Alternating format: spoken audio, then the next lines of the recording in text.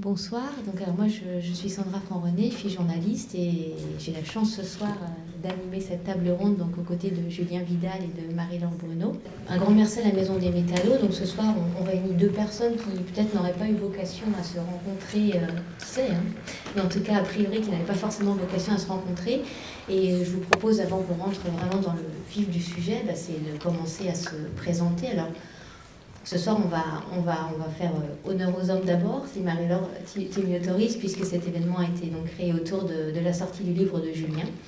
Julien, dont j'ai eu la chance de faire le portrait le mois dernier dans Oui Demain. Voilà, donc si ça vous intéresse, il y a un très joli portrait de Oui Demain. Moi, j'ai découvert Julien et j'ai vraiment été charmée par sa personne, par ce qu'il dégage, par tout ce qu'il nous propose. Et donc, le mieux, c'est qu'il nous parle directement de lui. Donc, Julien, qui es-tu ? Bonsoir. Bonsoir, c'est toujours un petit peu intimidant de se retrouver face de pas mal de personnes comme ça. Je m'appelle Julien, ça c'est sûr, j'ai 32 ans et je me suis lancé un défi un peu fou il y a de cela un tout petit peu plus de 2 ans, celui de tester et d'adopter dans mon quotidien chaque jour une nouvelle action éco-citoyenne, au total 365 pendant 1 an, pour essayer de voir de mon côté si je pouvais balayer devant ma porte et essayer de faire ma part. J'avais été très inspiré par les propos des colibris, la fameuse légende du colibri de Pierre Rabhi que vous connaissez sans doute. Et après 7 ans de vie à l'étranger, je me suis dit, et maintenant, de retour en France, pour la première fois de ma vie à 30 ans, dans un quotidien métro, boulot, dodo que je n'avais jamais connu, comment faire face à ces grands enjeux de notre époque dont on parle souvent, et de plus en plus souvent d'ailleurs dans les médias, que j'avais en plus eu l'occasion de vivre dans ma chair, puisque de par mes voyages, je suis parti travailler dans la solidarité internationale, notamment 2 ans en Colombie, 2 ans aux Philippines.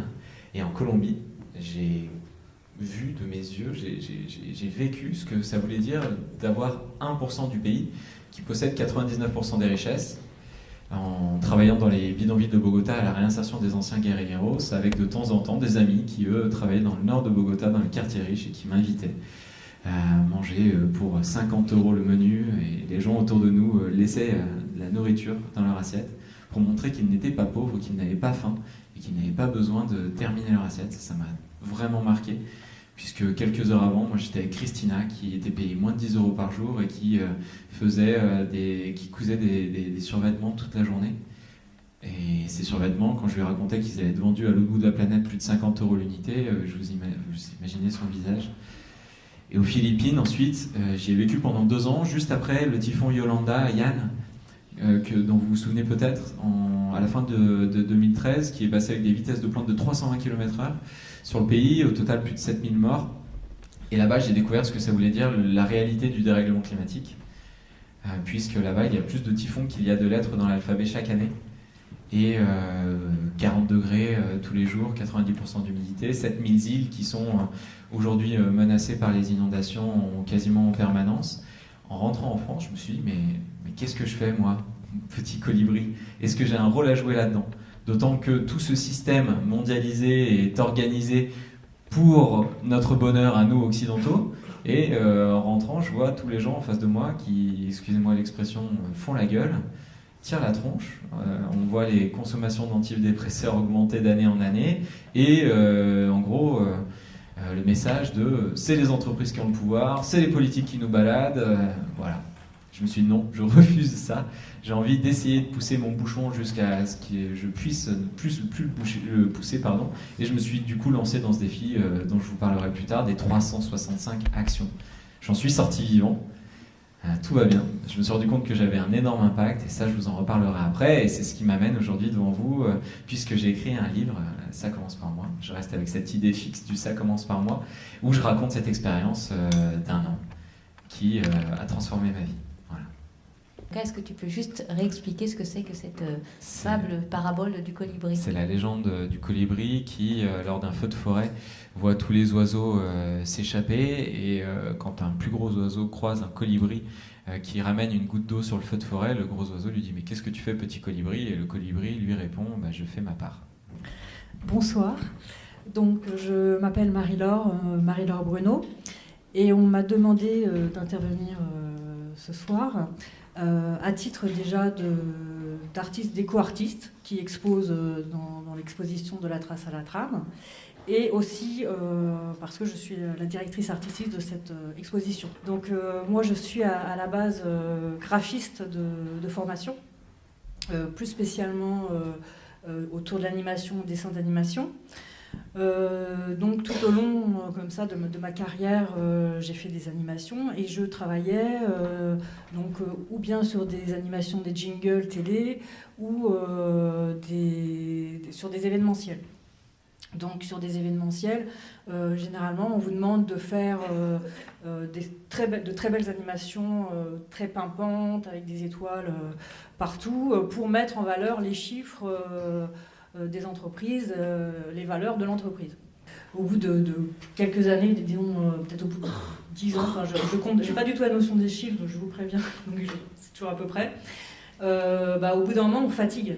On fatigue parce que ça demande quand même En fait, c'est un travail créatif, le travail de graphisme. Donc vous êtes obligé vraiment de donner de vous. C'est pas simplement remplir des cases, faire des choses. Il faut vraiment donner de soi. Et donner de soi pour quelque chose qui n'a aucun sens. Donc au début, il faut gagner sa vie et on est content de travailler. Mais au bout d'un certain nombre d'années, on est fatigué. Et on a envie de donner un sens à ce qu'on fait. Alors ça, c'est une chose. Alors, parallèlement, moi, au niveau de l'environnement et de l'écologie, c'est quelque chose qui a toujours été en moi. Depuis que je suis petite, j'ai toujours été touchée par tout ce qui était lié aux animaux. Quand on est petit, c'est ça. Hein.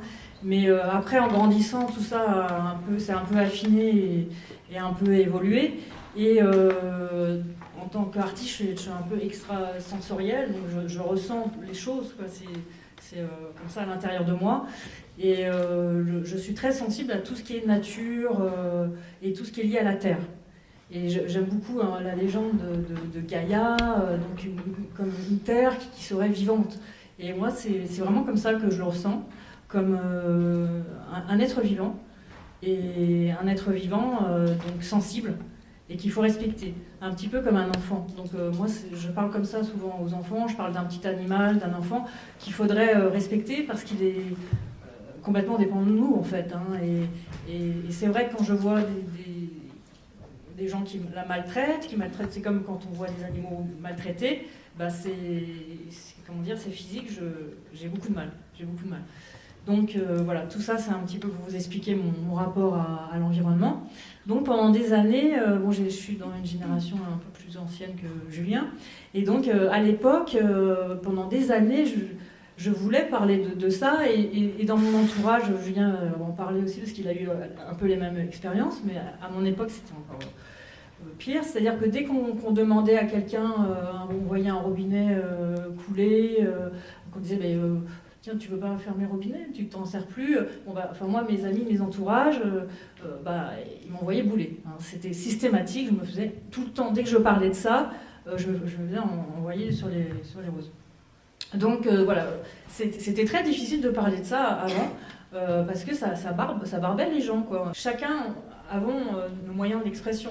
Donc moi, j'ai un moyen d'expression qui passe par le visuel. C'est mon moyen d'expression. Si vous me demandez des chiffres, de vous sortir des chiffres, des choses comme ça, je ne me rappelle jamais. Donc même tout ce qui est nom, j'ai une mémoire qui est nulle. Voilà. Donc moi, c'est le visuel. Donc je me suis dit, qu'est-ce que je peux faire, moi, avec mes outils, pour parler de ça. Donc j'ai pensé à des histoires. Donc il y a une époque, j'ai commencé à écrire des petites histoires avec une amie. Je crois que j'avais déjà le thème de l'eau. On avait écrit des petites histoires, mais bon, il n'y a pas eu... on sentait que ça accrochait pas. Donc tout ça a pris pas mal de temps. Et après, ça a été une rencontre, en fait, qui a fait que j'ai pu enfin trouver le moyen d'exprimer tout ça, avec mon moyen qui était le visuel. Cette rencontre, ça a été avec Gabriel Beau, qui se trouve tout là-bas dans le fond de la salle. En fait, on travaillait ensemble dans l'événementiel. Et donc, elle savait que j'étais artiste, et elle aussi était sensible à tout ce qui était environnement. Et on lui a fait une demande à l'époque de faire une entreprise, de faire des ateliers à partir de tout ce qu'on trouve dans la poubelle. Ensuite, elle pense à moi, vu qu'elle savait que j'étais artiste. Et on trouve ça super. On adore l'idée. Vraiment, on était emballés, quoi. Donc, super heureuse. On commence à... Alors, les ateliers entreprises, vous pouvez très bien avoir 100 personnes. Hein, c'est des gros ateliers où vous êtes plusieurs artistes. Et au dernier moment...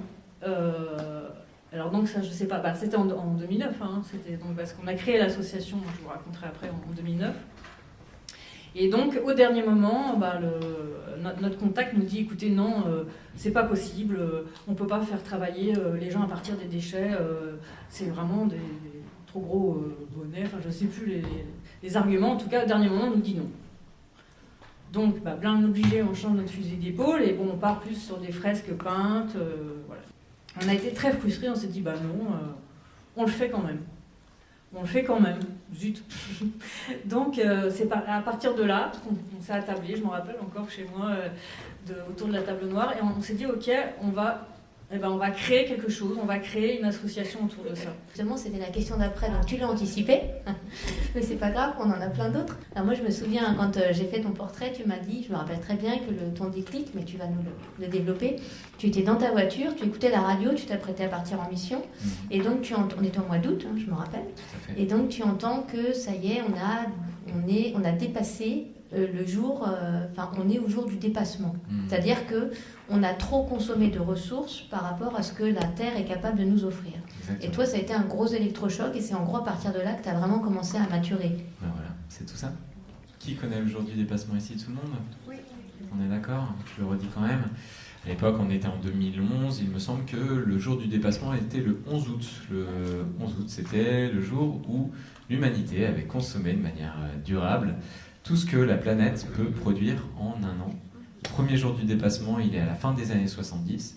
Au début, forcément, c'était le 30 décembre, et puis on rogne. Et cette année, on a réussi quand même à aller jusqu'au 2 août, il me semble, 1er août, 2 août, il me semble. Malheureusement, si tout le monde vivait comme un Français, le jour du dépassement serait même bien avant, il serait en mai. Est-ce que vous savez quand est-ce qu'il serait mon jour du dépassement à moi? Il serait le 31 mars, mais de l'année suivante. Si tout le monde vivait comme un Français, on aurait besoin de 2,9 planètes. Actuellement, nous consommons les ressources de 1,7 planètes. Et mon mode de vie me permet de consommer durablement les ressources de 0,8 planètes. Moi, tout ce que je vous dis là, à l'époque, c'était du chinois. Mais quand même, le jour où j'ai entendu dans la bagnole que ça y est, on avait pêché trop de poissons, on avait coupé trop d'arbres, on avait tué trop d'animaux, on avait émis trop de CO2 pour qu'ils puissent être captés, ça m'a fait un énorme choc. C'est ça mon déclic. Il n'y a pas d'autre mot. Je me suis dit, mais qu'est-ce que c'est que ce bordel? Je ne comprenais pas en fait. Et donc, je voulais pas comprendre. Tu t'apprêtais à partir donc en mission en Colombie. Du coup, quand tu pars, tu as quand même déjà ça en tête. J'ai eu 2 réactions épidermiques qui constituent un peu tous ces déclics qui m'ont amené à lancer ça commence par moi. La première, c'est donc du coup ce jour de dépassement dans la voiture. Et là, je me suis dit tout de suite, qu'est-ce que je peux faire? J'avais l'impression de tomber, qu'est-ce que je peux faire pour agir? Et on m'a parlé du végétarisme, du fait que la consommation de viande, c'était parmi l'un des postes les plus importants d'émissions de CO2, etc., etc. J'ai décidé de devenir végétarien. Et l'autre chose qui m'a vraiment créé ce déclic où je me suis dit, il faut absolument que je fasse quelque chose, c'était la crise des subprimes, un petit peu avant, où à l'époque on était en 2008, si je dis pas de bêtises, et là je vois les manipulations des banques, je vois les milliards d'euros qui sont comme ça pariés presque pour un oui ou pour un non, et tout de suite je change de banque pour le crédit coopératif. Mais à chaque fois c'était la même chose, c'était des gestes ponctuels, et puis derrière j'avais l'impression d'avoir fait ma part, d'avoir eu ma réponse, et puis je retournais à mon quotidien. Notamment, c'était des missions de solidarité internationale, mais ça ne m'empêchait pas de boire du Coca-Cola, de prendre l'avion 10 fois par an, etc., etc. Tu pars 4 ans en mission, et là c'est vraiment à ton retour que donc tu décides de te dire, voilà, ça commence par moi. Donc est-ce que tu peux juste nous réexpliquer en quelques mots, voilà, tes premières, ta prise de conscience, et ensuite on verra que bien que vos profils soient a priori très différents, il y a quand même pas mal de choses qui vous relient. Mais juste voilà, ton retour en France, tu l'as dit, les gens tirent la gueule, tu te dis oh là là, mais finalement voilà, ça t'empêche pas, au contraire ça te motive même.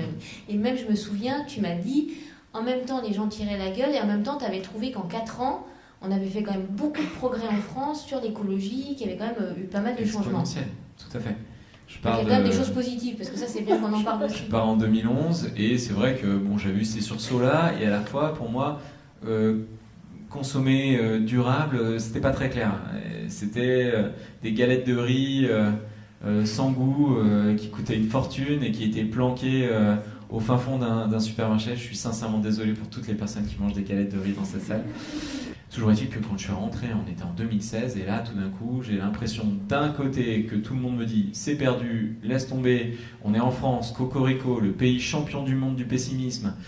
86% des Français pensent que l'avenir de leurs enfants sera pire que le leur, youhou. Et d'un autre côté, on me dit « demain ».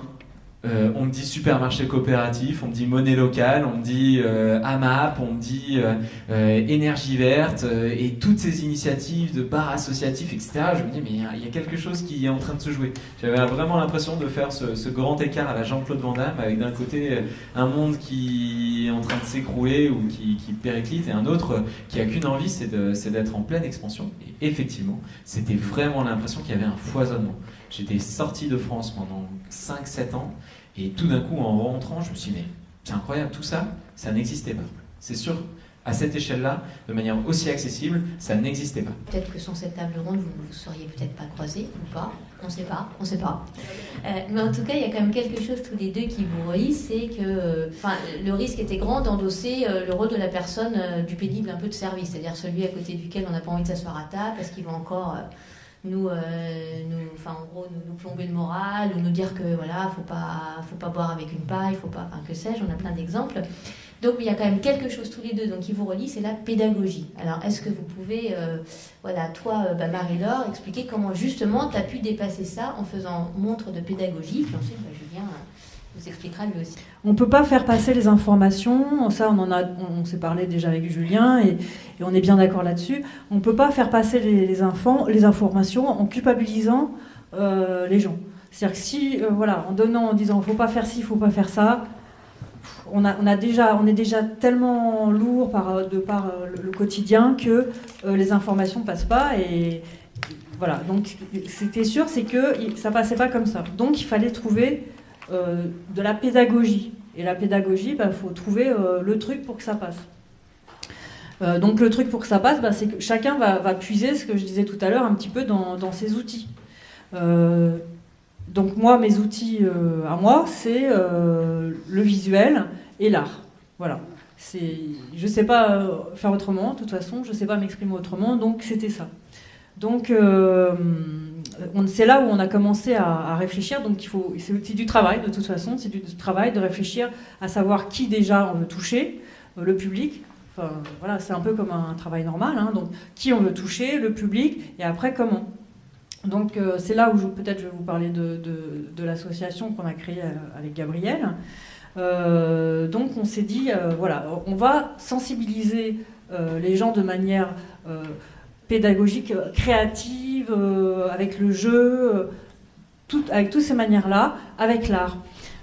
Donc on a d'abord réfléchi, alors à l'époque il n'y avait pas du tout au niveau de l'environnement, donc les gens n'étaient pas du tout sensibilisés à ça, et voilà, c'était vraiment ardu, il n'y avait pas toutes les choses dont on parle maintenant. Donc on s'est dit le mieux c'est déjà de toucher les enfants. Parce que les enfants n'étaient pas du tout éduqués à l'environnement. Maintenant, ils le sont à l'école avec le tri. Maintenant, on parle à un enfant, tout de suite, il capte quand on parle des problèmes de la terre et de l'environnement. À l'époque, pas du tout, quoi. C'était vraiment, ils nous regardaient avec des yeux tout ronds. Donc, on s'est dit, on va toucher les enfants à travers la création, des ateliers créatifs. C'était toujours d'allier donc le côté créatif. Et l'art, ça tout le monde accroche généralement, c'est rare les gens qui n'accrochent pas sur l'art, et en même temps le message pédagogique. Donc ça passe par la réalisation déjà d'une œuvre d'art à partir de matériaux de récupération. Mais nous on s'est dit, donc voilà, on veut, par contre, c'est vraiment la force de notre association, c'est qu'on a vraiment à chaque fois un thème, on parle d'un thème précis, d'un sujet précis, c'est pas vague. Donc à l'époque, le problème de base qu'il y avait, c'était, la chose dont il fallait parler aux enfants, c'était le tri. Donc parce que personne ne triait. Donc on est parti là-dessus sur le tri. Donc, on a fabriqué des petits prototypes. On a fait donc une corbeille, donc avec des collages pour que les enfants puissent trier tout ce qui est équivalent à la poubelle jaune. On a fait ce qu'on appelle un récup-pile. Tout ça donc en récupération. Et le troisième chose, c'était qu'on a appelé ça un paperback, donc pour mettre les brouillons. On a fabriqué ces petits modèles et on a été tapé dans les centres, aux portes des centres de loisirs pour proposer nos ateliers. Et on a commencé à faire les ateliers. Donc la façon dont se déroulent les ateliers, c'est qu'il y a toute une première partie de pédagogie. C'est-à-dire qu'on parle avec les enfants. Donc là, c'est un échange. Donc est-ce que vous savez trier? Est-ce que vous triez? Enfin, toutes ces questions de base. On fait un petit jeu, enfin à l'époque, parce que maintenant on est passé à d'autres choses, parce que c'est plus les mêmes besoins. On faisait un petit jeu du tri. Donc on amenait, alors oui, la chose très importante, c'est il faut que les gens soient impliqués. Faut qu'ils soient acteurs. Donc en fait, ce qu'on demandait, c'est que les enfants mettent de côté justement les matières premières, le carton, le papier, les éléments. Donc là, ça a double emploi, c'est que déjà l'enfant, il a un peu la notion des matières premières. Et puis les parents, le but quand on parle aux enfants, c'est aussi de toucher les enfants, c'est-à-dire les parents. On passe des enfants aux parents. Donc les parents, ils vont mettre de côté les matières premières aussi. Donc là déjà, hop, sans en avoir l'air, on a commencé notre sensibilisation. Après, ils arrivent et on fait le jeu du tri. Donc alors là, ils sont actifs, c'est un jeu, c'est sympa. Donc chacun passe un à un de trier, est-ce que tu connais ça? Donc on leur explique les matières, je ne vais pas rentrer dans les détails, les plastiques et tout ça. Et après, super, on fait l'atelier créatif. Donc tous, ils faisaient leur récup-pile, par exemple, qui ramenaient à la maison. Et donc on leur donnait comme mission, parce qu'ils ont une mission quand même là-dedans, c'est déjà de mettre les piles de côté. Alors bien sûr, on leur disait qu'il y avait aussi la possibilité de les batteries rechargeables. Enfin bon, il y a toute une pédagogie autour de ça. Et donc, leur mission, c'était de mettre les piles de côté et de dire à papa et maman, quand ils vont faire les courses, de penser à les prendre pour les ramener au supermarché. Voilà. Donc déjà, on éduque les enfants et par les enfants, on passe aux parents. Parce qu'au bout d'un moment, les parents, quand ils voient que leurs enfants trient, ils sont au courant de tout, puis qu'ils ne font rien, et que leurs enfants leur disent « Mais alors, pourquoi tu ne tries pas? Pourquoi tu ne mets pas les piles de côté ?» Au bout d'un moment, ils vont peut-être se poser des questions. Voilà un exemple concret. D'accord. Alors toi, Julien, donc, tu n'as pas fait d'œuvre d'art. Tu t'es dit « Je vais donc me lancer des défis, mais... » plutôt que de me les lancer tout seul au risque de ne pas les tenir. D'ailleurs, j'aimais beaucoup l'exemple que tu m'avais donné, tu m'avais dit, c'est comme quand on veut aller courir à faire son jogging, c'est quand même plus sympa quand il y a un copain qui vient sonner à la porte et pour nous dire, viens avec moi, plutôt que de devoir se motiver tout seul. Mais sauf que là, c'était pas un copain, c'était des milliers de copains. C'est-à-dire que tu t'es dit, voilà, je vais ouvrir un site, je vais me lancer un défi. Je me lance pas un défi pour le plaisir de m'en lancer un et de me vanter auprès des autres. C'est plutôt pour me dire, voilà, à partir du moment où je me lance le défi, si je le remplis pas, je vais un peu avoir l'air con. C'était pour moi, voilà. En fait. Donc du coup, voilà, tu te lances des défis, 365 défis. Donc tu commences par des choses au début très simples, parce que c'est vrai que si on met la barre trop haut, le risque est grand de très vite pas pouvoir les assumer. Et petit à petit, tu te rends compte que c'est faisable. Alors est-ce que tu peux nous rappeler quels sont les premiers défis que tu t'es lancés, et puis est-ce que ça a été compliqué ou pas et est-ce que du coup c'était pédagogique? Et pour répondre à la fin de la question, avant de répondre au début de la question... Comment ça, je ne pose pas dans l'ordre? Non, c'est moi qui la prends dans ce sens-là, parce que s'il y avait... je m'étais dit, j'ai envie, enfin, d'essayer de rentrer dans l'âge adulte, à 30 ans, d'assumer mes responsabilités et d'agir vraiment. Effectivement, la métaphore d'avoir un copain pour aller courir, elle est pas mal. À côté de ça, j'ai voulu apprendre à jouer du ukulélé, de l'harmonica, parler chinois, et comme toutes les bonnes résolutions que j'ai jamais prises, je les ai jamais tenues plus de 2 semaines. Et là, je me suis dit, là, j'aimerais vraiment aller au bout de cet accomplissement de ma vie d'adulte, prendre mes responsabilités. Comment je fais pour tenir ? Le site internet me paraissait être une bonne idée, et puis en plus, j'avais, mine de rien, un peu l'envie de titiller mon entourage. Tout à l'heure, tu disais, Marie-Laure, on n'a pas envie d'être culpabilisé.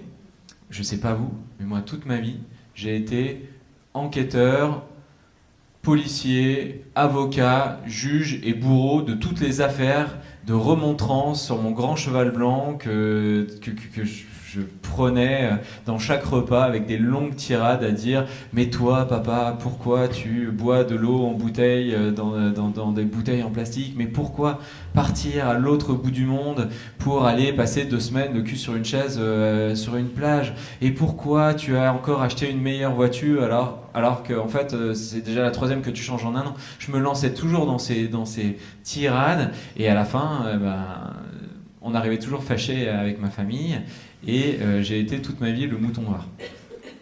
Ni plus ni moins, à tel point que je crois que quand mes parents ont appris que je partais à l'autre bout de la planète, moi-même en avion, pour aller travailler sur des questions de solidarité internationale, ils étaient bien contents. Parce que du coup, ils allaient pouvoir respirer un peu, parce que c'est vrai que je partais toujours sur mes grands idéaux sans être à peu près sûr ni des chiffres, ni de mes convictions certaines, et de comment je mettais en place en plus pour, de mon côté, essayer de balayer devant ma porte. Voilà. Je vois des gens qui acquiescent, je sens que soit vous connaissez des gens qui sont comme ça, que soit vous êtes peut-être dans cette même situation. Toujours est-il que quand je suis rentré, je me suis juré de ne plus jamais essayer de changer les gens. Je me le suis promis. Ça n'a jamais marché pour moi en tout cas, et je voulais plus me battre avec ma famille. Voilà, c'était trop tard pour continuer à me battre avec ma famille. Et donc, en lançant ce site internet, je me suis dit peut-être que de leur plein gré, ils viendront y faire un tour, et que peut-être ça les inspirera. Voilà, c'était un peu ça. J'ai commencé, pour maintenant répondre à tes premières questions, avec un stop pub. Je me suis dit, tiens, quelle est la première action la plus simple que je peux mettre en place? Je venais d'arriver dans un nouvel appartement. Je me suis dit, tiens, le stop pub, ça me paraissait vachement bien. Vous savez qu'il y a 8% du papier en France qui est gâché pour les prospectus. 8%. Grâce à une petite pastille, un petit autocollant, on peut économiser jusqu'à 40 kilos de papier par foyer et par an. Moi, quand j'ai appris ça, je vous dis, je l'ai vite collé mon stop pub. Alors après, le stop pub, j'adore ce premier exemple parce que tout de suite, les gens... Je suis sûr qu'il y a au moins une personne dans la salle qui est en train de se dire « Oui, mais le stop pub, ça marche pas. » Ah, je vois des bras qui se lèvent au fond. Merci, mademoiselle. Et je réponds, c'est faux. Ça marche, mais pas parfaitement. Et c'est un peu comme ça avec toutes les actions derrière que j'ai mises en place. De temps en temps, ça marchait vraiment bien. De temps en temps, c'était pas parfait. Mais à la fois, ce que j'ai appris, c'est que l'imperfection, elle peut pas légitimer l'inaction. Il y a entre soit on ne fait rien et soit on est le géant vert plus écolo qu'écolo, il y a 50 nuances de vert pour sortir une mauvaise blague qui font qu'on peut agir quoi qu'il en soit. Et du coup, je me suis calqué sur une année, tout ce qu'il y a de plus classique. J'ai commencé le 1er septembre 2016 pour terminer le 31 août 2017 et j'ai commencé avec la première chose qui m'occupait, la rentrée. Je commence un nouveau boulot, comment je fais? Où est-ce que je peux avoir un cahier recyclé, un stylo réutilisable? Et je rentre dans un nouvel appartement, comment je fais? Il faut du gaz. Bon, très bien. Ah, il paraît qu'Engie, ils ont une offre verte. C'est super, Engie. Puis après, je commence à regarder Engie, tiens, c'est bizarre, il y a 50% de leurs bénéfices qui ont été défiscalisés. Puis tiens, une offre verte, est-ce que c'est vraiment vert de compenser juste avec des empreintes carbone sur le marché de la bourse? Ah tiens, en plus, nous, Français, on a eu une grande mafia de la bourse Bon, bref. Et là, je me dis, je commence à creuser ça. Et puis l'électricité verte, tiens, Enercop, ça a l'air bien, c'est une coopérative. Bon, c'est un peu plus cher, oui, mais c'est 100% français. Et il me faut des poêles, et il me faut des poêles pour cuisiner, bien sûr, et il me faut des assiettes, et puis ensuite je commence à aller au boulot, j'y vais en vélo, j'y vais en métro, et puis après, du coup, qu'est-ce que je fais de mes déchets? Le tri. J'ai une poubelle pour le papier, pour le plastique. Ah, mais si j'en avais une pour les déchets organiques. Et puis j'ai appris qu'on pouvait aussi recycler ces petits bouchons, les donner à des associations. Ah, et puis il paraît qu'aussi on peut garder les bouchons en liège. Moi qui suis consommateur de vin ou de bière artisanale, ça marchait, etc., etc. Et puis ensuite c'était l'économie d'électricité avec la multiprise, l'eau sous la douche. 365 actions. Ah, j'étais parti là. Vous en aviez pour 3h30. C'est ça. C'est pour ça que je vais t'arrêter là. Et voilà. Parce qu'après c'est dans le livre. Et parce qu'après c'est dans le livre, et c'est surtout sur le site. Et c'est sur le site internet qui cumule aujourd'hui 415 actions. Donc c'est là où, au début, je me disais par où je commence, et qu'on me disait oui, mais c'est quand même pas si facile, et que je me suis rendu compte qu'en fait on avait plus de 400 portes d'entrée qui nous menaient toutes vers la même sortie, celle d'une vie plus éco-citoyenne. J'imagine que vous êtes nombreux à avoir vu le cache investigation sur le plastique. Justement, Ce que les industriels, en tout cas, essayent de faire passer, c'est de dire, voilà, c'est votre responsabilité de citoyen. Et en gros, les industriels se dédouanent complètement de leur responsabilité à eux. Quel est le regard que tu portes sur ce documentaire dont je sais que tu l'as vu? C'est une bonne question. C'est une vaste question. C'est une vaste question parce que je suis assez adepte de la nuance dans ce genre de réponse. Et quand certaines personnes très engagées vont dire que c'est à 100% la faute des entreprises, ou quand les entreprises vont dire que c'est 100% la responsabilité des clients, des acheteurs, j'aurais tendance à poser le curseur un peu entre les deux. Pourquoi ? Parce que je me suis rendu compte qu'avec plein de gestes, vous voyez la gourde, elle est verte, mais je ne l'ai pas décidé juste pour faire comme si j'étais vraiment écolo.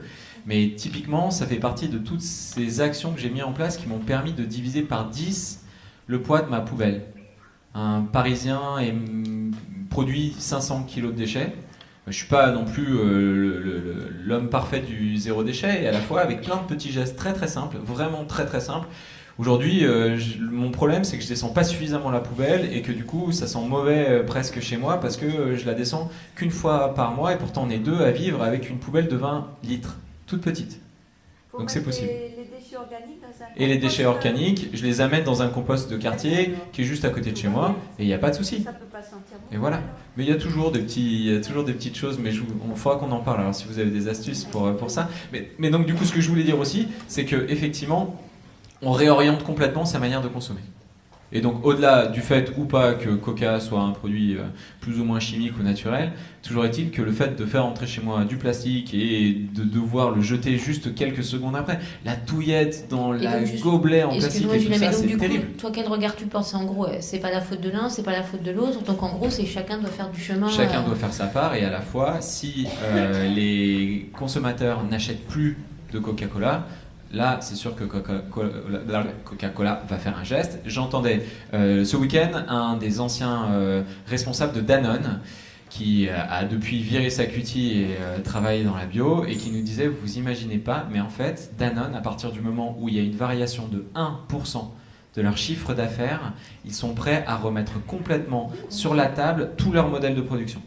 Il y avait bien cette image de trame qui fait que tous ensemble, on crée un maillage et donc une trame et qui contribue à changer les choses. La trame, c'était l'idée de montrer que chaque individu, là nous on est plus partis sur les associations, mais c'est quand même des sortes de personnes, d'individus regroupés. Tous avec nos actions individuelles, on crée une sorte de trame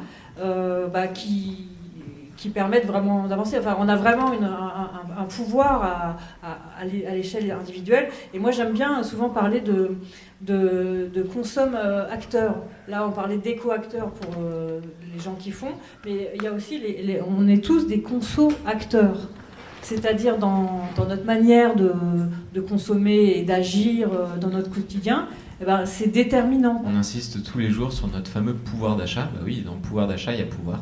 Et donc du coup, c'est notre capacité aussi à agir et à changer le monde tous les jours. Et je pense qu'on minimise le pouvoir qu'on a, parce qu'on voit bien dans les médias, dès qu'il y a des affaires qui sortent, il y a toutes eu les histoires par rapport à l'aluminium, dans les plastiques au biphénol A, j'arrive jamais à le dire. Tout ça, avant, parce que les gens avaient confiance. Plastique bromé. Oui, vous avez vraiment bien regardé le... Oui, c'était très intéressant, très intéressant. Mais voilà, par rapport au problème des plastiques. Mais ce qui est sûr, c'est qu'avant, les gens avaient vraiment... C'était un peu la confiance aveugle. C'était, non... Enfin, moi, c'était les discours que j'entendais justement quand je barbais tout le monde. On disait, mais est-ce que tu sais que... Fais attention quand même, au niveau des déodorants, des choses comme ça. Est-ce que tu sais, ou même plein de cas, qu'il y a ça et ça, fais attention, regarde, méfie-toi. Et à chaque fois, mais non, ils vont pas mettre des produits nocifs dans des choses qu'ils vendent. Parce qu'avant, tout le monde avait confiance, quoi. Et à force... que les choses, qu'on en parle grâce justement aux associations, aux gens qui parlent, aux médias, enfin tout ça, il y a des choses qui sont sorties et maintenant les gens se méfient, quoi. Enfin voilà. Et donc tout ça pour dire, j'ai un peu divergé, mais ce que je voulais dire, c'est que on voit bien qu'on a quand même un pouvoir à travers ça.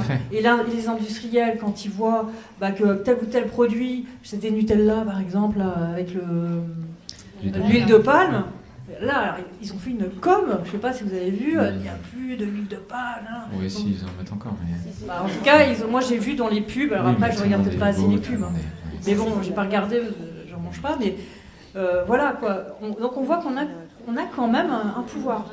Alors toi, Marie-Laure, en découvrant Julien, en découvrant ses actions, qu'est-ce que tu as découvert, de quoi tu t'es nourri de Julien? Et puis toi, Julien, tu pourras nous dire justement comment finalement l'un l'autre vous avez réussi à vous rapprocher. Qu'est-ce qui vous a touché dans le travail, Tout à fait. dans vos travaux respectifs? Bah, j'ai vu que tu étais un peu de la même famille. Voilà, c'est en sens connaître. Parce qu'en fait, on avait, on parlait de la même chose et on avait le même but et on agissait de la même manière. Enfin, comment dire, avec nos outils à nous. Donc, lui, il a ses outils à lui qui sont son quotidien. C'est un peu te mettre en scène sur ton quotidien. Enfin, c'est pas une mise en scène, mais tu expliques voilà, comment tu vis chaque jour et tu donnes des exemples. Chaque jour, je peux faire ci, je peux faire ça.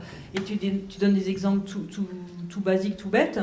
Et c'est ça, c'est simplement de, comment dire, je trouve pas le mot, mais de désacraliser, enfin, montrer que toutes ces actions, c'est simple. C'est vraiment super simple. C'est simplement y penser. C'est changer ses habitudes. C'est comme au début, comme pour le tri, les gens, quand ils ne triaient pas, je disais, mais simplement, voilà, actuellement, tu as une poubelle normale, là, tu vas en avoir peut-être 2, donc au lieu de faire ça, tu vas faire ça et ça. Voilà, c'est un peu, mais c'est juste des questions d'habitude, donc je suis perdue, là, je ne sais plus où je voulais en venir. Qu'est-ce qui t'a parlé? Qu'est-ce qui t'a touché dans Donc voilà, j'ai vu que dans ces actions, on parlait de la même chose. Simplement, nous, on va en parler, on va avec nos moyens créatifs, donc on va mettre ça en scène avec de l'art. Je vais quand même donner un exemple parce que j'ai un peu une miniature de Julien dans ce que je faisais sur un atelier, sur les salons avec les enfants et les familles. C'était la maison écolo. Et donc on faisait une petite maison miniature. Alors les enfants, ils adorent, et les parents aussi. Hein. Et donc dedans, dans chaque pièce, on montrait les exemples de ce qu'il fallait faire. On mettait des petites bulles, où on fabriquait des petits mobiliers, voilà, en disant, voilà, dans la cuisine, qu'est-ce qu'on peut faire? On peut mettre ces trucs tout bêtes, hein, mettre un couvercle sur la bouilloire. Il y a des tas de gens, ils font bouillir des trucs et ils mettent pas de casserole, de couvercle. Voilà. Donc vous allez vous dire, sur la casserole, c'est dur. Ouais. Je dis toujours des tas de bêtises. J'ai fait rire beaucoup de gens. Enfin bon, ils mettent pas le couvercle, donc alors qu'on va, je le fais rire. Bon, et voilà. Donc c'était une mini maison à la Julien, quoi. Voilà, donc ça m'a fait penser... Et ce que tu dis, c'est que c'est vraiment ça, c'est qu'agir dans son quotidien, c'est très simple, c'est très concret. Et en fait, moi, ce dont je me suis rendu compte aussi, c'est qu'au début, on commençait avec des actions toutes simples, et puis qu'en fait, après, il y avait des choses qui étaient beaucoup plus... pas complexes, mais beaucoup plus intenses, beaucoup plus efficaces dans le pouvoir d'avoir un impact sur la société. Je pense notamment au fait de changer de banque, de rejoindre un supermarché coopératif, le fait de rejoindre des associations, le fait de lutter contre le gaspillage alimentaire, qui est aussi une catastrophe, et dont on veut complètement nous déconnecter. L'apprentissage que j'ai eu avec Ça commence par moi, sans vouloir vous faire tout le blabla, j'ai réussi à faire 300 € d'économie par mois, et en plus je consomme mieux. C'est vrai, mais surtout, je me suis rendu compte que je passais du rôle de spectateur à celui de consommateur dont tu nous parlais tout à l'heure, Marie-Laure, mais en fait, au-delà de ça, après, j'étais juste dans le rôle d'acteur. Parce qu'on nous fait toujours penser que c'est avec notre carte bleue qu'on est vivant, alors qu'en fait pas du tout. Et c'est pas en utilisant notre carte bleue qu'on va réussir à combler ce vide qui est de toute manière immense en nous et impossible à combler avec un nouvel ordinateur, un nouveau téléphone, une nouvelle maison. C'est pas possible. Et ça, une fois que je me suis rendu compte que j'avais le pouvoir de construire à mon humble échelle la société qui m'intéressait, là ça a été une libération qui m'a du coup fait me rendre compte à quel point on vit dans une société de déresponsabilisation la plus totale, où on nous vend à travers une voiture la liberté extraordinaire. C'est ça qu'on nous vend. Ah, tu auras une voiture, un SUV, donc c'est la nouvelle mode en ce moment. On a des SUV pour aller acheter le pain, et donc depuis un an, l'empreinte carbone des voitures en France remonte, parce qu'on a des 4x4 maintenant, à 2 roues motrices, mais pour aller acheter le pain, c'est incroyable. Et bref, moi aussi je pars dans tous les sens. Et tout ça pour dire que, en fait, notre liberté, c'est celle d'assumer nos responsabilités et de vouloir faire pencher la balance du côté qui nous intéresse en agissant avec nos mains, en allant faire ce qui nous rend heureux, c'est-à-dire en étant proche des gens qu'on aime et en essayant d'explorer ses talents et de rencontrer d'autres personnes inspirantes. Et c'est vraiment ça. Maintenant, pour répondre à ma question, Merci pour l'avoir oublié. je ne l'ai pas oublié. Ce que j'ai adoré avec l'exposition, et je vous invite sincèrement tous à la voir parce que je ne savais pas trop à quoi m'attendre sur les photos, c'est pas évident. Et ce que je trouve génial, c'est que tu participes et vous participez à faire en sorte que l'écologie, ça soit plus vu comme quelque chose de terne, de fade, d'un peu tristoun, quoi. Là, c'est un message que l'écologie, même si ça passe par le recyclage, la réutilisation, la revalorisation, en fait, c'est quelque chose de beau. Et c'est un peu le message que j'essaye aussi de porter, même si de temps en temps, encore une fois, les militants les plus engagés me traitent de bisounours. J'ai envie de lier l'écologie au bonheur. J'ai envie de me dire que, vu qu'on a aujourd'hui tous cette responsabilité, entre guillemets, ni plus ni moins, de réinventer la manière de vivre ensemble, profitons-en non seulement pour vivre de manière durable, mais aussi pour faire en sorte que tous les êtres humains puissent vivre de manière égalitaire et surtout qu'on soit heureux. Et quand on rentre dans l'exposition, on voit ça, on voit du beau. Donc c'est vraiment ça, on voit du beau. Et l'autre chose aussi, c'est qu'on est en train de passer dans une écologie de l'action. Pendant longtemps, on a été dans l'écologie de sensibilisation. Je pense qu'il nous a aussi fait nous créer une belle carapace difficile à percer parce qu'à force de regarder des documentaires d'Al Gore avec des inondations, des tsunamis, des feux de forêt et tout ça, ça fout les jetons, quoi. Ça fout les jetons, en tout cas moi ça m'a foutu les jetons. Alors que là aujourd'hui on montre ce qui est possible. Et quand on va voir l'exposition, c'est exactement ça. À chaque fois, il y a tiens, ça m'interpelle, il y a quelque chose qui se passe, mais aussi il y a une association qui a pris le parti de lutter contre ce dérèglement, notamment avec les ressources, etc., et qui nous montre qu'on peut être acteur, mais tout de suite en sortant de l'exposition. Et ça, pour moi, c'est vraiment brillant. Voilà. C'est un très beau compliment parce que c'était vraiment le but. Donc, je ne sais pas si je peux dire 2 mots quand même. Je t'en prie. Parce que c'est quand même. Donc, non, mais c'est important de dire, parce que je ne sais pas si vous allez tous partir à droite à gauche, mais que c'est un travail collectif, tout ça. Donc, c'est une exposition qui a été très longue et fastidieuse à monter. Donc, je ne vais pas vous raconter toute l'histoire, mais ce qui est sûr, c'est qu'il a fallu l'écrire, développer toujours cette notion de pédagogie pour que le message passe.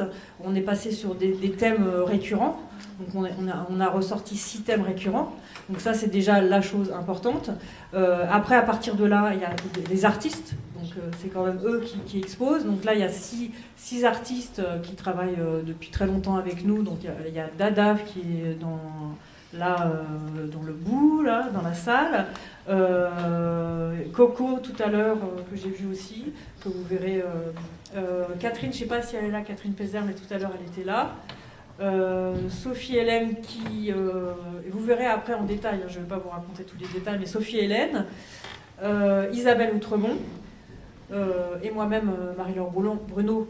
Donc on est les 6 artistes qui avons exposé. Donc ça, c'est une chose. Et donc là, ce qu'on a voulu mettre... Et non, la dernière fois, j'ai oublié de la nommer lors du vernissage, donc là, je ne veux pas oublier. Ce qui est très important aussi, c'est la scénographie. C'est que, voilà, une exposition... vous pouvez mettre les choses au mur, voilà, point barre.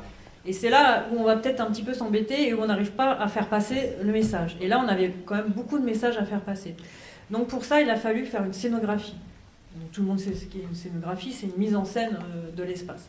Donc on a travaillé longuement avec Emmanuelle Legrand-Tedoldi, je ne sais pas si elle est là. Mais voilà, grâce à elle aussi, c'est un acteur très important qui nous a aidés à créer cette exposition. Et donc, le but de l'exposition, ce que je ne vous l'ai toujours pas dit, parce que jusqu'à maintenant, on sensibilisait à des thèmes de l'écologie. Donc, c'est encore là ce qu'on a fait. Et on disait, voilà, il faut trier, il faut moins de plastique. Voilà. Mais là, en fait, jusqu'à maintenant, on s'était rendu compte qu'on n'avait pas parlé du facteur humain. Et moi, je sais que ça me tenait à cœur depuis longtemps de parler des gens, justement. Et là, c'est vraiment dans le thème. Là, en fait, on a parlé d'un Julien. C'était ça notre but. C'était de montrer les gens qui font les choses, de montrer que tout le monde, en fait, parce que souvent on avait cette réflexion, ce qu'on dit depuis tout à l'heure, « Oh, mais moi, je vois pas ce que je peux faire. De toute façon, c'est au niveau, des décideurs, tout ça. » Voilà. Et donc, je vois pas ce que je fais. Et donc, on me dit « Mais non, mais en fait, il y a tout ce qu'on appelle des éco-acteurs. » Alors, je sais pas si vous avez entendu parler des éco-acteurs. C'est encore un mot un peu nouveau. Mais c'est donc le mot parle de lui-même, c'est les gens qui font, les acteurs au niveau écologie. Donc c'est surtout les associations, il y a aussi des entreprises qui le font, mais c'est surtout les associations. Et c'est monsieur tout le monde, en fait, on se rend compte qu'il y en a partout. Et il y en a dans votre rue, je suis sûre qu'il y en a dans votre rue, il y en a partout des éco-acteurs. Et moi, ce qui me gênait, c'est pour ça que j'ai voulu développer ce thème sur cette expo. Je me suis dit, il faut qu'on en parle. Il montre l'exemple et surtout, c'est monsieur tout le monde. Donc, montrer que il y a tous ces gens autour de vous et qu'en fait, on va pouvoir faire en plus, c'est des gens généralement sympas. Et on peut faire plein de trucs avec eux. Dans les ressourceries, on peut aller réparer des trucs. Enfin, tout ça, il y a plein d'idées, vous y verrez dans le... Voilà le retour de la fameuse tram. Voilà. Et c'est pour ça qu'on a appelé ça Trace et Tram, parce que Tram, c'est ça, c'est tous ces gens, en fait. C'est comme si chacun était un fil individuel, et que quand on les met tous ensemble, ça crée le tissu, le lien qui nous aide à avancer. Et c'est là où on est fort. Et on sait bien ça. Pourquoi les gens se regroupent en association ? C'est que tout seul, on est beaucoup moins fort que tous ensemble. Voilà, donc ça fait un peu mais bon, c'est ça, c'est une réalité, quoi. Donc, et c'est ça qu'on a voulu montrer, c'est que on veut créer un tissu. Julien, peut-être le mot de la fin, et puis toi aussi, Marie-Laure, mais vraiment 2 mots pour que maintenant on puisse vraiment parler. Moi, j'ai hâte d'échanger avec vous. Je sais qu'on est tous ici acteurs du changement. À notre échelle, on a tiré des bouts du fil qui font que peut-être certains ont avancé sur certains sujets plutôt que d'autres. Et à la fois, j'ai hâte aussi de faire en sorte qu'on arrive maintenant à se compter, à se rassembler et voir qu'on est plusieurs centaines de milliers, voire des millions. Je pense que c'est vraiment ce dont on a besoin. Donc voilà, j'espère qu'on arrivera à fluidifier ce langage, ce discours qu'on voit de plus en plus dans les médias et que on fait partie de la dernière génération à avoir été des moutons noirs quand on parlait d'écologie. Et que bientôt, ce sera cool même de parler d'écologie. Voilà, c'est un peu l'ambition aussi qu'il y a derrière ce livre. Moi, je rejoins vraiment Julien, c'est ça. Le but, c'est en fait, faut pas prendre ça de manière gaie et agréable. Et en fait, franchement, nous, on s'amuse beaucoup. Non, mais vraiment, quoi. C'est vraiment un plaisir. On est très éveillés. On fait plein de choses passionnantes. Et c'est vraiment amusant, quoi. Et c'est pas du tout des contraintes de faire les choses différemment. Et même, c'est un jeu. Et moi, je pense que c'est vraiment comme ça qu'il faut le prendre comme un jeu. Si on a des enfants, de leur apprendre. Parce que ce qui m'avait marqué dans ton livre, à un moment donné, tu parles de tes parents qui disaient faire attention à l'eau et tout ça. Et tu disais que tu avais une éducation par rapport à ça. Mais ce que je sentais quand même, c'est qu'il y avait un petit côté autoritaire. Et c'est super dommage, quoi. Parce que si on explique... Tu peux dire tout ce que tu veux, ils sont pas dans la salle. Non, par contre, je trouve ça bien que tes parents l'aient fait, tu vois. Moi, mes parents l'ont pas fait, par exemple, tu vois. Donc non, par contre, tes parents, c'était pas pour dire du mal de tes parents. Le mot de la fin. Mais voilà, c'est ludique. Enfin, voilà, il faut faire les choses de manière ludique et apprendre aux enfants et aux grands qu'il faut faire ça en s'amusant et en expliquant pourquoi et pas culpabiliser. Il faut s'amuser. Voilà. Merci à vous deux. Alors maintenant...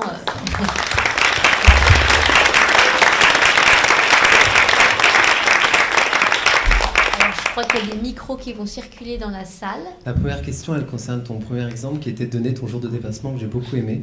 Comment est-ce que grâce à ton site, tu pourras arriver à donner ça à chaque personne ? Ouais. Il y a sur la première page du site un renvoi directement vers l'association qui est derrière ce calcul du jour du dépassement. Je suis désolé, c'est en anglais, mais maintenant il y a une version française. Ça s'appelle le Global Footprint Network. J'ai pris mon plus bel accent français. Normalement, je parle très bien anglais, je vous rassure. Le Global Footprint Network, et eux, ils ont ce qu'ils appellent le Footprint Calculator, sur lequel on peut directement en 15 minutes calculer son empreinte carbone. C'est une empreinte écologique, mais sinon, vous allez directement sur la page d'accueil de ça-commence-par-moi.org et vous allez voir tout de suite, il y a un lien qui vous permet de calculer ça. Derrière le calcul de l'empreinte carbone, qui est internationalisé, il y a des centaines de chercheurs. Il y a une plateforme technologique qui a mobilisé des vingtaines de personnes et je pense que Obama, pour l'avoir discuté avec WWF qui est en train de lancer une application et ils y bossent depuis 2 ans, ils ont déjà mis 100 000 € sur la table. Ça coûte très très cher. J'ai regardé encore, mais sont pas là. Mais c'est vrai que ce serait une super idée de valoriser ces actions. Pour l'instant, justement, WWF Suisse a un calculateur sur lequel on valorise certaines des actions. Et plutôt que d'avoir des plus, de temps en temps, il y a des moins. On va lancer très bientôt avec la solidarité climatique une action pour compiler tous ensemble, idéalement avant la fin de l'année, 100 000 gestes concrets de la part des citoyens. Et à chaque fois, pareil, on valorisera l'impact de chacun de ces sujets. Mais c'est sûr que de manière très globale, malheureusement, c'est un travail de titan. Avec plaisir pour continuer à en parler. Si jamais on arrive à mettre de très grandes entreprises dans le coup, ça pourrait être génial. Tu as travaillé dans la solidarité dans d'autres pays. Et quand tu as vu Cache Investigation, tu as vu que les pays d'Afrique ou les pays en développement ou sous-développés, qui avant étaient avec la consigne, qui maintenant font la même connerie que nous, ils passent au tout plastique. Je pense que nous, on a encore on doit changer, mais eux, peut-être qu'ils devraient du coup faire les choses directement. Et comment on peut arriver au-delà de faire nous notre part, comment les aider à ne pas faire la même bêtise que nous. Leur dire à quel point on a été fous et essayer de les inspirer. Mais le problème, on le voit bien dans le Cache Investigation, c'est que Coca-Cola est en train de forcer pour plus de praticité. Donc du coup, on a nos entreprises qui vont dans leur pays pour leur dire que c'est génial, et alors que nous-mêmes, on sait très bien que ça a été une énorme bêtise. Je ne peux pas m'empêcher d'avoir cette phrase en tête qui dit que l'expérience est une lumière qui n'éclaire que celui qui la porte. À part, personnellement, aller voir Coca-Cola et leur dire « mais on veut retourner vers ça en France et peut-être que ça peut être inspirant pour que ça soit redéployé dans le monde entier », je ne vois pas. D'autant que, pour avoir vécu aux Philippines, qui est le pays du sachet individualisé absolument pour tout, c'est une pollution visible, et à la fois, quand on parle de dérèglement climatique, de chute de la biodiversité, les vrais enjeux, c'est plutôt les pesticides et la hausse des gaz à effet de serre. Donc finalement, ce Cache Investigation, il était très très intéressant au niveau de la pollution plastique, qui est un sujet parmi beaucoup d'autres. Et quand on prend l'exemple des émissions carbone de pays comme on l'a vu, comme la Tanzanie par exemple, je vais donner un chiffre à peu près, je suis très très bon en chiffres à peu près, mais je vais le faire avec conviction, donc vous allez me croire. C'est largement en dessous d'une planète. L'empreinte de la Tanzanie, si tout le monde vivait comme des Tanzaniens, c'est sûr que ce serait largement en dessous d'une planète. Vous voyez ce que je veux dire ? Donc allons voir Coca-Cola et demandons absolument la consigne en France le plus vite possible. Et l'avantage aussi d'avoir vécu dans ces pays étrangers, c'est aussi de m'être rendu compte à quel point nous, Français, nous avons quand même un rôle à part dans le monde, avec je ne sais pas comment le dire mieux, qu'une certaine aura. Et je pense que si on met ça en place, peut-être que ça inspirera plus positivement d'autres personnes, par l'exemple, plutôt qu'en disant non, faites pas ça. Malheureusement, on a déjà, nous, fait toutes les bêtises qu'on pouvait faire, donc j'arrive pas à me rendre compte comment on pourrait arriver en disant bon bah voilà, on a fait toutes les conneries, maintenant ne les faites pas. C'est dur de le dire comme ça. Du coup, c'était pour être dans la continuité de ce que vous dites tous les deux. Je bosse sur un site qui s'appelle Les Grands Voisins sur l'ancien hôpital Saint-Vincent-de-Paul. Et là, il n'y a pas longtemps, c'est-à-dire avant-hier, je discutais avec un résident du coup, des centres d'hébergement avec qui je bosse. Et en fait, qui me disait exactement là ce que vous êtes en train de dire, mais sauf que ça venait de sa bouche à lui. Et avec son parcours migratoire, avec toute son histoire. Et on discutait ensemble. Je lui ai demandé si c'était possible, parce que ça fait longtemps qu'on se connaît, si je pouvais l'enregistrer. Et je pense que là en tout cas j'ai juste, c'est pas forcément une question là que je pose, mais c'est peut-être une réflexion de se dire que certes c'est à nous en tout cas là pour ma part, de rééduquer un peu mon cerveau, parce que même génération que toi, mais peut-être les premiers concernés en tout cas sur la question de l'Afrique, de l'Inde, de tous ces pays, le Brésil, ça va être la population eux-mêmes quoi. Ça doit passer aussi par eux.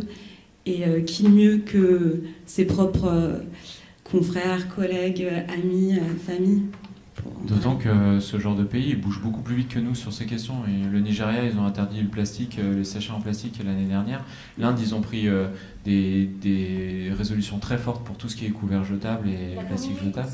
Oui, donc, On dit toujours il faudrait qu'on donne l'exemple, malheureusement. Bien sûr. On est catastrophique par rapport à ça. Big up pour les grands voisins, où j'ai travaillé pendant 1 an aussi à mon retour. Ouais. Ok, super. Du coup, moi, rien à voir avec les premières questions, mais je voulais savoir comment les médias réagissaient à ton livre. Parce que c'est vrai qu'on a pas mal parlé de cache investigation, ce genre d'émission qui traite de façon assez négative ce sujet-là.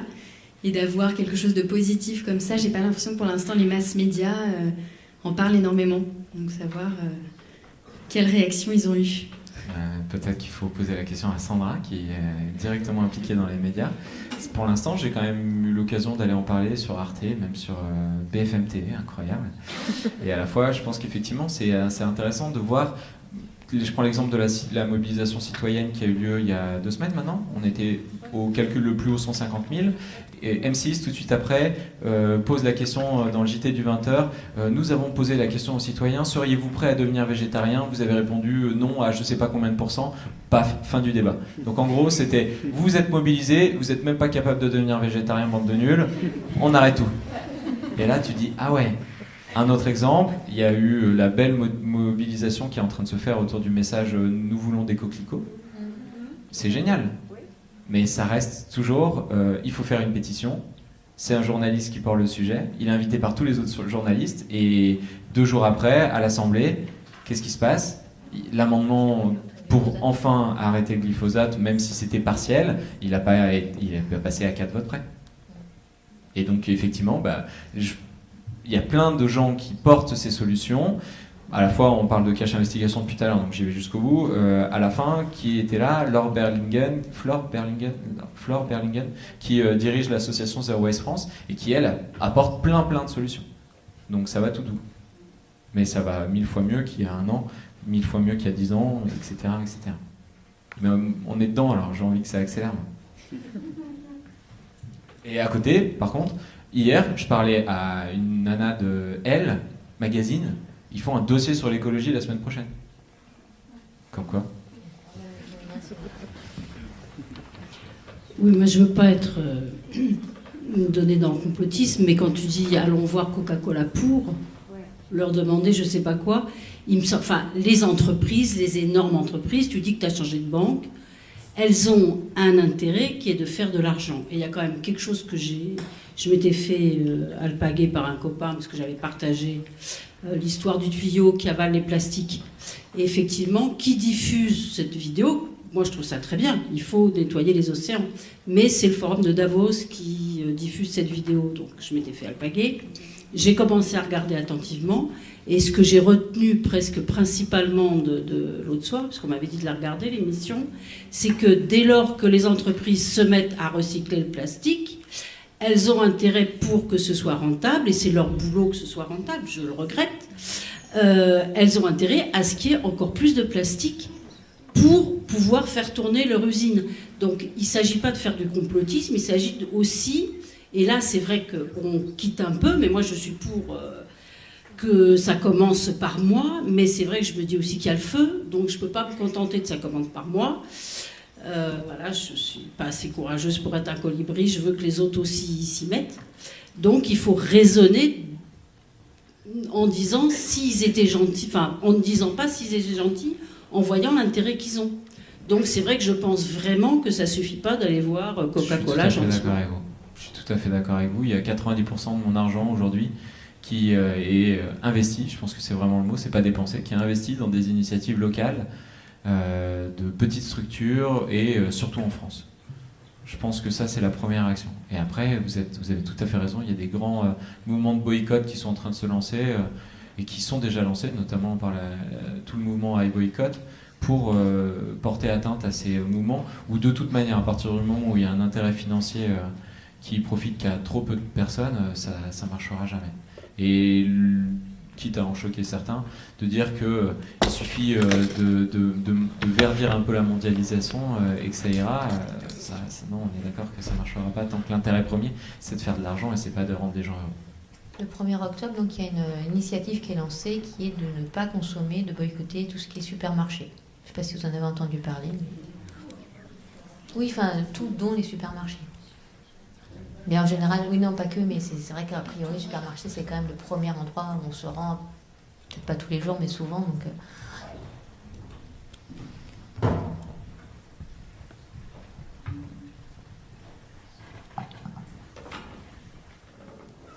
C'est moi? Oui. Je regardais, comme je suis au premier rang, je vois pas. Bonsoir. Moi, je voulais revenir sur le boycott du 1er octobre. C'est un boycott? c'est une initiative de dire oui, on ne consomme pas parce que ça revient à tout ce qu'on est en train de dire, c'est que tant qu'on ne s'attaquera pas au portefeuille, tu le disais tout à l'heure avec Danone, c'est juste déjà rien qu'1%, ils sont prêts à tout revoir. Donc à partir du moment où on leur montre que on s'attaque juste à leur portefeuille, c'est peut-être malheureusement le dernier pouvoir, enfin c'est sans doute même le dernier pouvoir qu'on ait, qui est de se dire on ne consomme pas, donc il va falloir que vous voyez les choses différemment. Donc, c'est une solution, c'est une initiative. Est-ce que c'est un délit le boycott en France? Là, si on ne va pas consommer, on ne va pas tous aller en prison, je pense. Non, c'est pas une question de prison. Il n'y en aura pas assez. Mais c'est très intéressant de savoir que c'est un délit quand même. Hein? On n'a pas Après, le droit de en même temps, je ne sais pas si c'est vu comme ça, parce que on n'est pas non plus obligé de consommer tous les jours. Donc si on décide juste tous les jours, après je ne sais pas, je ne me lancerai pas dans une analyse juridique de situation, j'en sais rien. Mais après, je ne vois pas trop comment il pourrait. Je vous dis pas. Non, mais c'est intéressant. Non, ce que vous dites, c'est intéressant. C'est intéressant de savoir qu'en France, le boycott est un délit. Mais après, ce que disait Nicolas Hulot, me semble-t-il, après cette émission, c'est de dire qu'à un moment donné, on va peut-être être obligé d'aller un petit peu plus loin et s'attaquer au grand capital, peut-être au moyen d'actions qui ne seront pas forcément toutes légales. Je ne sais pas si on va être obligé d'en passer par là, mais peut-être qu'effectivement, c'est une première étape. Quand Julien, vous parlez des petites entreprises françaises, 90% des entreprises françaises, et que vous dites que vous avez un compte au Crédit Coopératif, c'est ça? Vous avez un compte au Crédit Coopératif? Tout à fait. C'est pas à la nef? Alors, à la nef, on peut épargner, mais on ne peut pas avoir de compte courant. J'ai un compte courant depuis 17 ans, monsieur aussi. À la nef? On est à la nef depuis, moi, 17 ans et toi, il n'y a pas de compte particulier à la nef. Non. J'ai mon carnet de chèques, là. Je peux vous le montrer. Écoutez, on en reparlera avec plaisir. Mais moi, oui, je suis souvent avec eux, en plus, et à chaque fois, je les tanne. J'ai mon carnet de chèques dans le sac. Mais effectivement, vous avez raison. D'épargner, c'est une bonne idée. Je vais vous faire un chèque. Je veux bien. Je vais prendre une photo comme ça. Je peux avoir votre nom aussi. Vous aurez mon nom comme ça. Et je vous dis ça pourquoi? Parce que c'est la nef qui, c'est pas le Crédit Coopératif, c'est la nef qui prête et qui a une éthique, une politique depuis. La nef, c'est 25 ou 30 ans, c'est ça, hein, 25 ou 30 ans, des gens qui se sont rassemblés pour créer cette banque. Hein. Et c'est un établissement, c'est abrité par le Crédit Coopératif. Mais c'est vraiment eux qui ont une politique. C'est la plus vertueuse des banques en France. Il y a une très belle étude qui s'appelle Faire Finance France, qui est portée par les Amis de la Terre. Et effectivement, ils mettent les seules deux banques vertueuses en France, c'est le Crédit Coopératif et la nef, qui est encore plus vertueuse que le Crédit Coopératif. Voilà. Et toutes les initiatives des petites initiatives auprès d'entreprises, c'est la nef. Il faut savoir aussi que, donc moi, je vais à la nef, enfin je suis à la nef, et donc l'ouverture des comptes est arrêtée pour les structures, et je ne savais pas qu'elle était arrêtée pour les particuliers, parce que la nef veut devenir une vraie banque. Hein. On peut du coup épargner sur la nef, mais pas avoir de compte courant avec une carte bleue et des achats. Voilà, c'est ça. Il vaut mieux épargner, mais enfin nous on a ça. Nous, on a ça, et je ne comprends pas. Je sais que c'est arrêté pour l'instant, temporairement, pour les entreprises, etc. Mais voilà, je vous montrerai, donc je vous ferai un chèque tout à l'heure. Bonjour Julien, je voulais juste avoir votre métier. En rentrant en France, du coup, j'ai travaillé pour une association qui s'appelle Unicité, qui est derrière la formule du service civique, et c'est notamment pour la raison pour laquelle j'étais impliqué au Grand Voisin. Et depuis... je me suis lancé dans l'entrepreneuriat social en essayant de faire en sorte que cette structure, Ça commence par moi, qui est une association, devienne pérenne. Donc je suis, comme beaucoup d'entrepreneurs sociaux, au chômage pour l'instant. Voilà. D'accord. Mais je suis à 100% sur l'activité de l'association, qui est d'accélérer le changement citoyen à travers des ateliers, des conférences, des débats, l'édition de kits pédagogiques pour justement sensibiliser le grand public à ces questions. Je voulais vous remercier pour la conférence que vous avez donnée parce que je suis étudiante et je viens de m'installer sur Paris. Et je voulais commencer à faire des trucs écolo. Et je ne savais pas par où commencer. Et quand vous avez dit rien que de mettre le stop pub sur la boîte à lettres, ça m'a fait tilt et je me suis dit que c'est plein de petits gestes comme ça que je pourrais commencer. Il y a plein de choses à faire. Je sais qu'il y a dans cette salle une personne qui travaille pour une super association qui s'appelle Benenova aussi. Je vous invite à aller jeter un coup d'œil là-dessus. C'est pour faire du bénévolat court. On peut aller faire le tour des supermarchés pour récupérer les invendus alimentaires. On peut aller faire du jardinage dans des lycées. On peut aller offrir des cafés de rue justement pour les personnes migrantes. Il y a plein de choses à faire. Ça aussi, ça peut être une super piste. En tout cas, merci. Et ce que vous faites, c'est super. Et vous êtes jeune, vous avez 30 ans. Et c'est vraiment un modèle pour nous. Enfin, pour moi, en tout cas, pour tous les jeunes qui veulent commencer et me dire que voilà, il faut juste suivre les gens. Trop bien. Trop bien. Merci. Bonsoir, moi j'avais une question. En fait, on parle beaucoup d'individus et ce qu'on peut faire chacun, mais est-ce que vous avez senti un mouvement au sein des villes? Moi j'ai l'impression, j'habite du côté des Lilas, qu'il y a pas mal de choses qui sont faites aussi par les municipalités. Est-ce que vous avez été contacté par des municipalités pour intervenir chez eux, etc. Tout à fait. J'ai l'impression que ça change beaucoup aussi à ce niveau-là. Tout à fait, il y a plein d'initiatives en ce moment. Je parle juste de ce que je connais, mais il y a la mairie de Montrouge qui m'a invité pour une conférence zéro déchet. Ils ont lancé un défi zéro déchet. Il y a pas mal de défis aussi qui sont portés par les villes, des familles à énergie positive partout en France pour aider les gens à réduire leur facture d'électricité. Et ça, c'est vraiment des tout petits exemples de ce qu'on m'a donné, dans lesquels, j'arrive plus à parler français, des circonstances dans lesquelles on m'a invité, mais il y en a beaucoup plus. Oui, bonsoir, merci pour vos interventions. Je voulais revenir sur la question de la peur que vous avez abordée plutôt au début, en disant qu'il ne fallait pas faire trop peur et qu'on voyait beaucoup de trucs qui nous foutaient les jetons, etc. Effectivement, c'est le cas, mais moi je me pose la question de savoir si le problème n'est pas en fait qu'on n'a pas assez peur et qu'il faut faire plus peur pour faire vraiment réagir les gens et qu'ils prennent conscience. En tout cas, en ce qui me concerne, c'est ce qui s'est passé. Ouais. Enfin, je suis rentrée dans toutes ces questions carrément à travers le truc trash de l'effondrement de civilisation, tout ça. Donc voilà. Mais c'est radical, enfin, c'est extrêmement efficace. Après, c'est pas agréable, c'est violent, c'est difficile, mais bon, est-ce qu'au bout d'un moment, dans un monde qui fonctionne aussi malheureusement beaucoup comme ça, par la peur, mais c'est un mode de communication auquel les gens sont habitués, pour ne pas dire un peu drogués peut-être, est-ce qu'il ne faut pas mettre un bon coup de poing et gagner du temps, puisque là la question c'est ça, c'est le temps, il n'y a plus de temps, on manque terriblement de temps. Donc finalement, est-ce que le truc numéro 1, c'est pas faire ce qui est le plus efficace le plus vite? Je sais pas si c'est le plus efficace. Je ne sais pas non plus. Il y a une étude qui est sortie à l'époque de la COP21 qui était portée par un think tank, je ne sais jamais trop comment dire ça, Place to Be, qui montrait quels étaient les leviers d'action pour mobiliser et faire passer à l'acte les citoyens. Et il montrait que pour les personnes qui étaient du coup pas du tout sensibilisées à ces questions, il fallait que ça passe par des discours optimistes de solutions, et que pour les personnes qui commençaient à être sensibilisées, leur moteur, leur levier d'action allait être la peur, la révolte, la colère. Donc ça dépend. Là, j'ai l'impression qu'on commence à avoir une partie, un noyau dur de sensibiliser, mais qu'à la fois il faut propager ça au grand public. Je partage vraiment que mon expérience. Je sais qu'il y a 15 ans, ce qui touchait de la peur ne me touchait pas personnellement. Aujourd'hui, ce qui me fait peur, ça me motive. Je suis passé par tout le processus d'effondrement et d'acceptation de ce que ça veut dire, et aussi de questionnement par rapport à ça. Faut pas non plus, j'ai l'impression, faut quand même s'approprier cette compréhension. Et effondrement, qu'est-ce que ça veut dire? Et le mot est mal choisi. Et en plus, il y a plein de pays dans le monde dans lesquels l'effondrement existe déjà. Bon, bref, c'est un autre sujet. On en reviendra pour une deuxième conférence. Il y a une super série qui s'appelle Next et qui en parle justement avec tous les processus du déni aussi. Et il y a des gens très clairement qui disent bah oui, j'ai peur et du coup je me replie sur moi-même et dans ma tête c'est Las Vegas toute la vie. Bon, je reprends l'idée du boycott. Dans le boycott, ça oppose les consommateurs qui sont la majeure partie des gens à d'autres consommateurs plus éveillés qui sont une minorité, qui souvent sont étiquetés du coup d'écolos. Et je voulais partager une idée qui serait peut-être une idée complémentaire, qui serait j'aimerais bien voir une photo prise dans un supermarché où on ait enlevé tout ce qui n'est pas de saison et tout ce qui est très mal tagué, par exemple via des applications par Yuka. Alors ça pourrait être, moi je ne travaille pas chez Yuka et je ne suis pas photographe, mais ça pourrait être une idée pour faire de la sensibilisation et pour dire que vous, en tant que consommateur dans un supermarché, ce qui n'est pas un délit, vous êtes, via vos achats, responsable tout autant que quelqu'un qui va aller dans une biocop à côté.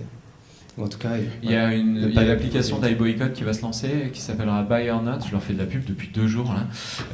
Le 22 septembre, elle sort, et là, du coup, ça sera un mix Yuka avec en plus toutes les campagnes de boycott qui ont du coup un lien avec Coca-Cola. En ce moment, c'est Starbucks, c'est Petit Navire, je sais plus. Et en fait, toutes les ramifications. Donc, le dernier exemple que j'ai vu, c'était il scannait comment on appelle les jus de fruits innocents. Et ben en fait c'est Coca-Cola. Et donc du coup on voit le produit, on se dit bon, en plus il est plein de sucre et en plus patati patata, et après on se dit ah putain mais c'est Coca-Cola. Voilà. Excusez-moi, c'est quoi Yuka ? Yuka, c'est une application qui a dépassé les 5 millions de téléchargements, qui quand on scanne le produit nous donne leur fiche le Nutri-Score et c'est surtout ça, le Nutri-Score, et si c'est bio pas bio. Et maintenant c'est sur les cosmétiques, tout à fait. Et l'autre c'est Buy or Not, donc c'est achète ou pas. Et elle sort le 22 septembre. Et Yuka s'écrit Y-U-K-A. Bonsoir, vous êtes devant une salle assez acquise à vos idées, à vos actions.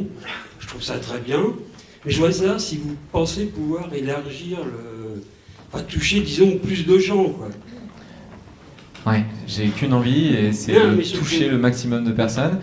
Il y a 600 000 personnes depuis le début qui sont venues sur le site internet de Ça commence par moi. Il y a au total, en passant par les réseaux sociaux mainstream, 3 millions de personnes qui ont vu ces propos-là. Et je pense qu'on est beaucoup plus que ce qu'on pense. J'aimerais que Jean-Pierre Pernaut, tous les 13h, nous dise « Et la nouvelle initiative éco-citoyenne de la journée, c'est ». Et il y a encore du travail par rapport à ça, mais je pense qu'on ne nous montre pas suffisamment la réalité de ce qui est en train de se passer dans la tête des gens. Et que du coup, on a une vision biaisée de ce que veulent nous renvoyer les médias, qui n'est pas finalement la situation actuelle de la société. Je pense notamment à une étude qui vient de sortir, un sondage dans RTL hier, qui montrait que depuis le début de l'année, l'écologie avait fait un bond de 11 points dans les priorités des Français, et qu'il y avait 3/4 des Français qui aimeraient que l'écologie soit la priorité du gouvernement. Je pense que c'est en train vraiment de devenir quelque chose de masse. Non, mais essayer de toucher le maximum de personnes, parce que je veux dire, bon, je pense qu'il y a des classes, je parle des classes laborieuses qui ont du mal à comprendre ce concept-là. Ou les classes les plus riches aussi. Hein. Oui, non, je suis d'accord, mais... Le problème, c'est que les classes laborieuses, leur seul mal, entre guillemets, c'est d'acheter du Nutella. Les classes les plus riches, c'est de partir pour un oui ou pour un non. Ouais, mais comment les informer ? Ouais. Comment les informer ? Parce que je pense qu'il y en a plein qui n'ont pas les moyens de s'informer comme ça. Alors, je connais un super livre, ça s'appelle Ça commence par moi. Vous avez raison, j'y consacre toute mon énergie, et toutes les personnes qui sont ici, j'en suis sûr, parlent aussi aujourd'hui et sont en train de devenir des étincelles dans leur milieu. Et je suis sûr que si les 100 000 ou les 300 000 ou le million de personnes qui est sensibilisé à ces questions réussit à sortir de sa carapace et à influencer 10, 20, 50 personnes, là on va subir une accélération assez extraordinaire. J'ai encore lu récemment un article de La Relève et la Peste, qui est un média alternatif hyper intéressant, et j'arrête de parler, c'est promis, qui montre une étude qui apparemment ferait état qu'il nous faudrait une mobilisation citoyenne de 3,5% pour contaminer tout le reste de la société, contaminer dans le bon sens du terme. Mais à partir du moment où on arrivera à être 3,5% de personnes engagées, militantes, non violentes, à vraiment vouloir faire de ces questions notre priorité au quotidien, là il y aura un effet boule de neige. Et là on est combien ? Alors, on se compte ? Actuellement 260, non j'en sais rien, mais j'aimerais qu'on soit plein. C'est ça le problème. C'est là où la trame peut intervenir, c'est qu'il y a des associations qui font beaucoup de choses justement. Là vous allez voir Pic Environnement qui est avec Catherine Pézère comme éco-acteur, et eux ils font des actions, je crois, dans les Hauts-de-Seine, où ils vont justement sensibiliser les familles, les femmes, pour leur apprendre à créer leurs produits, leurs propres produits, les produits ménagers, et à réparer. Enfin, il n'y a pas que les femmes, hein, mais voilà, c'est à travers des actions comme ça. Donc, et je témoigne quand même, ça fait 2 ans que je parle de mon expérience auprès des jeunes en service civique qui sont parfois bac moins, et qui viennent de cités ou de quartiers prioritaires de la ville et qui sont très au fait de ces sujets-là et qui sont toujours, avec lesquels j'ai toujours les échanges les plus passionnants. Mais il y a une semaine, j'étais près des 100 top managers d'une entreprise qui s'appelle Salesforce, qui a des milliers de kilomètres de considération je dis les mots à l'inverse de ce que je veux dire, mais c'est pas. Et tous sont ressortis avec plein de questions et vraiment très intéressés à l'idée de se saisir de ces quotidiens. Donc quand je fais ce grand écart-là, je vois quand même que le discours résonne. Oui. J'ai une dernière question du coup. J'ai déjà lu ton livre, Julien, du coup, super, merci. Je voulais savoir... T'imagines si tu dis j'ai lu ton livre et franchement... il est super. Et du coup, j'ai une petite question quand même, c'est que tu dis, donc ça commence par moi bien sûr, et je suis entièrement d'accord, mais tu dis quand même qu'il ne faut pas essayer de convaincre les autres. C'est que quand on a notre entourage et des gens qu'on aime, forcément on a envie qu'ils partagent la même chose. Et du coup, je veux savoir comment tu fais quand par exemple tu étais au bar avec tes amis et que toujours on assimile en fait ton côté écolo à de la privation. C'est-à-dire que tous mes potes ont l'impression que je souffre intérieurement tous les jours en allant à des cafés ou que je puisse pas aller au McDo. On me dit ah t'as pas de chance, alors qu'ils comprennent pas en fait c'est une sorte d'épanouissement et du coup on leur répond quoi en fait. Tu leur demanderas, j'ai des potes qui sont par là-bas et qui sont quand même pas mal assis à ma cause, mais je pense que l'idée c'est juste d'être heureux et de montrer que t'es bien dans ta vie et de leur proposer des activités sans leur dire regarde on va faire un truc écolo. Tu les emmènes dans un super endroit, un bar génial, bonne boisson, etc. Et en sortant, peut-être qu'ils se diront mais attends, c'était un bar associatif ton truc, qu'est-ce que c'est, comment ça marche et tout ça. Et pareil, tu vas les inviter à un super repas et tu vas leur faire qu'un repas végétarien. Et peut-être qu'ils se diront mais attends, en fait, c'était vachement bon ton truc, etc., etc. Moi, depuis, en fait, j'ai juste envie de leur montrer que je suis heureux de vivre comme ça, que j'ai plein de questions et comme le disait très bien Marie-Laure tout à l'heure, c'est génial, c'est un domaine des possibles qui s'ouvre et je pense que l'enthousiasme par rapport à ça, il peut être assez porteur et communicatif, tout à fait. Petit à petit, on arrive à... Moi, j'ai un peu le même problème avec mes amis, enfin pas tous, mais certains, et qui sont pas du tout dans le même trip, si j'ose dire, et petit à petit, ils nous écoutent. Petit à petit, on fait passer des messages quand ils nous voient faire et petit à petit, ils font des choses, ils se mettent à trier alors qu'avant ils triaient pas. Enfin voilà, ça rentre petit à petit. Franchement, la dernière fois que mon père est venu à Paris, il m'a dit, le premier truc qu'il m'a dit c'est salut, le deuxième c'est elle est où la maison du zéro déchet pour qu'on y aille. Si mon père, il a fait ça et que derrière il m'envoie des photos de son compost dans le jardin, franchement, c'est que tout est possible. Tout est possible. Bon, super, je pense qu'on... Je voulais juste une toute dernière question, je suis désolée, j'ai oublié de la poser tout à l'heure, mais on a posé la question, je crois qu'il n'y a qu'un maire écolo sur Paris, dans le 2e arrondissement. On lui a demandé qu'est-ce qu'il pensait, qu'est-ce qu'il faisait pour le compteur Linky. Il a dit qu'il ne voyait pas le problème. Je voulais savoir si vous avez une opinion, un avis, parce que je l'ai refusé, moi, par exemple. Le serpent de mer du compteur Linky. Le compteur Linky. Qu'est-ce que vous faites dans les 365 ? Je n'en ai aucune idée du compteur Linky. Actions. Je n'en ai aucune idée. Mais ça y est, je n'en ai aucune idée. S'il vous plaît, ne terminons pas ce superbe échange sur le compteur Linky. Je vous en supplie. Je n'en ai aucune idée. Honnêtement, de bonne foi. Non, aucune. J'en suis désolé, madame. Je n'en ai aucune idée, je suis désolé. Je vous propose que les échanges sur le compteur Linky se fassent au bar.